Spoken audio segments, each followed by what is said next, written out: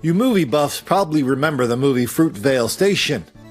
It was a movie about how a couple of fellas, one fella in particular, was shot and killed on the Bart system near the subway stop, near the train stop, near the Bart stop called Fruitvale Station in Oakland.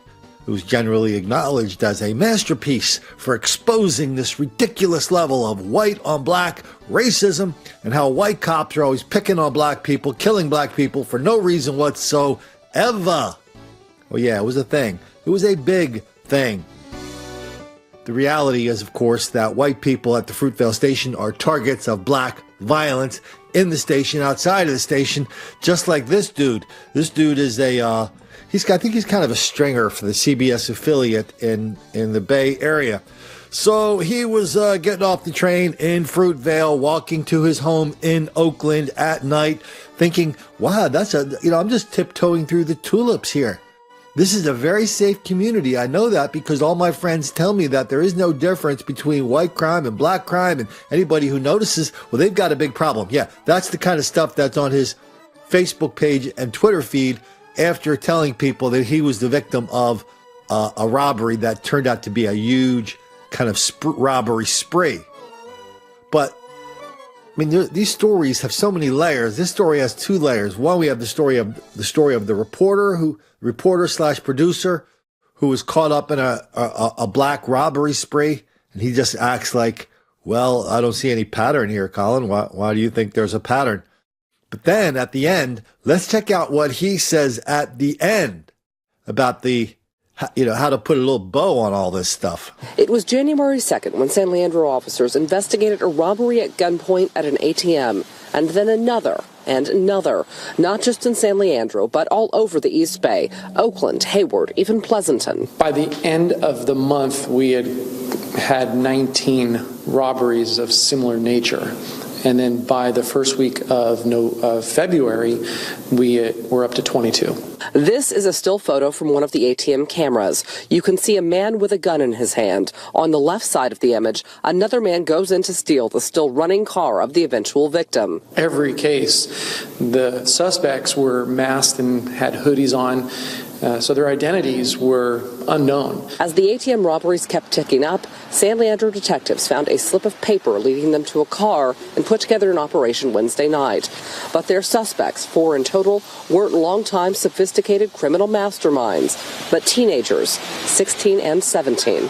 This is the type of crime that we see with somebody who's, has some history, who's got a criminal record and has experience committing these type of crimes. The teenagers remain in custody and have confessed to some of the ATM robberies. So these are juveniles. I don't think they really understand what's at stake here. Okay, this guy's name is Kranz. So there was a story in the San Francisco paper about this robbery spree and how Kranz went into some detail about what happened to him and how they stole his online skates. Don't do that, people. Anyway, here's how they wrapped up the story in the San Francisco Chronicle. Kranz, the reporter, said what he wants most of the situation, now that he's gotten his belongings back, is to meet the teenagers who committed the crimes. If anything, I want to meet the kids to find out their situation, like, how did you get into this situation where you felt like you needed to do this, ? One of the lieutenants told me that they hope these kids can get the resources that they need to kind of hopefully straighten their lives out. Wow. Marla Newbern used to talk about a book called Pathological Altruism. How people that are killing themselves by trying to be nice in a situation that doesn't call for people being nice. If you are robbed with people carrying a gun, the rest of the community is counting on you to step up and put them away so they don't go around putting that gun in anybody else's face. And all you can do is sit around here and forget all the other victims. Look, listen, if you want to go out and commit suicide in Fruitvale, go ahead. Nobody's going to care. But what about the other victims? What about the victims in the future? You're so worried about getting the kids some resources. You really think that's what it was? You really think that's what it was? Do you suppose the fact that there are so many fools like this guy Brian Krantz out there ready to be in denial, deceit, and delusion about this level of crime and violence, do you think that contributed to the problem at all? If you read the comments to this article at on their website, you will see that anytime anybody says, hey, I think I noticed all the crime in this area is being committed by a bunch of black people, oh no, that person is shunned, scorned. And everybody assures everybody else that no, this is not a black thing. There are lots of bad white people and Samoan people and Hispanic people out there as well. Let's take a look. We already did a story of this one other crime down in Memphis. It just happened just in Nashville a day or two ago. A bunch of the fellas killed a white guy from Pennsylvania. He went down to Nashville to do his country rock dream.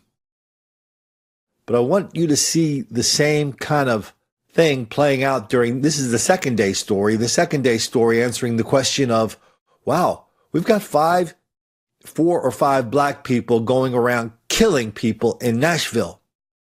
Does anybody give a damn about that family? No. The family of the dead kid? No. If they did, they wouldn't be saying stuff like they said in this video. We start tonight with new information on that deadly shooting. News Channel 5's Brandon Marshall spoke with community activists and asked what can be done to stop violent crimes in our city.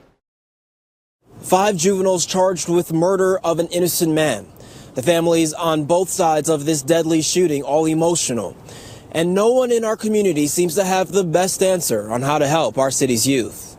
They're lost. They're crying out for help, and the system is failing us. Tiffany and her husband, Phil Hawkins, are tired of seeing children in Nashville throw their lives away. On Thursday, 5 juveniles were arrested and charged with homicide in the killing of a former Belmont University student and singer, Kyle Yorlitz. Officials tell us the 2 loaded pistols recovered in the shooting were reported stolen. They were taken from 2 unlocked vehicles. One vehicle was stolen Wednesday, the other stolen last year. It's unclear how the juveniles got both guns in their possession. It's heart-wrenching. It's very heart-wrenching right now because we know what we need to do.